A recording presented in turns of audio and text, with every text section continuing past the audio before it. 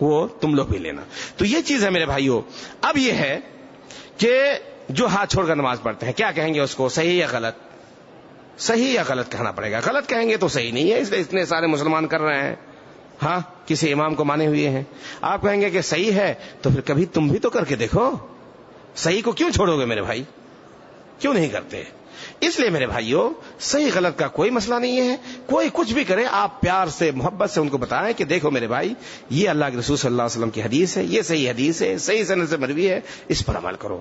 میرے بھائی آپ یہاں سے وہ موچ کیا کہتے ہیں موچ کی لڑائی نہیں ہے کہ کچھ بھی ہو جائے. ہوتا ہے نا گاؤں وغیرہ میں اختلاف ہو گیا, معلوم ہو گیا کہ میں غلط پہ ہوں, معلوم ہوا کہ میں کورٹ کچہری جاؤں گا تو میرا بھی خرچ ہوگا, اس کا بھی خرچ ہوگا, سب کچھ, لیکن میں کیسے جھک جاؤں, میں اتنا بڑا ہوں جھک جاؤں. یہ موچ کا مسئلہ نہیں ہے, یہ مسئلہ ہے دین کا, یہ مسئلہ ہے قرآن کا, یہ مسئلہ ہے حدیث کا, یہ مسئلہ ہے شریعت کا, یہ مسئلہ ہے آخرت کا.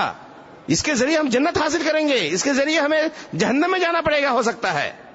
اس لیے اپنے دل کو نرم بنا لو, اور جو بات صحیح ہو اس کو لے لو, جو بات صحیح نہ ہو اس کو نہ لے لو. آج میرے بھائیوں بہت سارے لوگ صحیح ہو رہے ہیں الحمدللہ, پوری دنیا میں لوگ صحیح ہو رہے ہیں. کچھ لوگ غلط بھی ہو رہے ہیں لیکن صحیح ہو رہے ہیں. صحیح ہو رہے ہیں کہ نہیں؟ بہت سارے لوگ اسلام قبول کر رہے ہیں.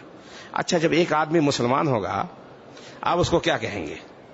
کس امام کے مطابق, وہ تو کوئی امام کا مسئلہ نہیں ہے, آپ کیا کہیں گے کہ کس امام کے مطابق تمہیں بننا پڑے, کوئی ایک امام کو پکڑنا پڑے, یہ کہیں گے؟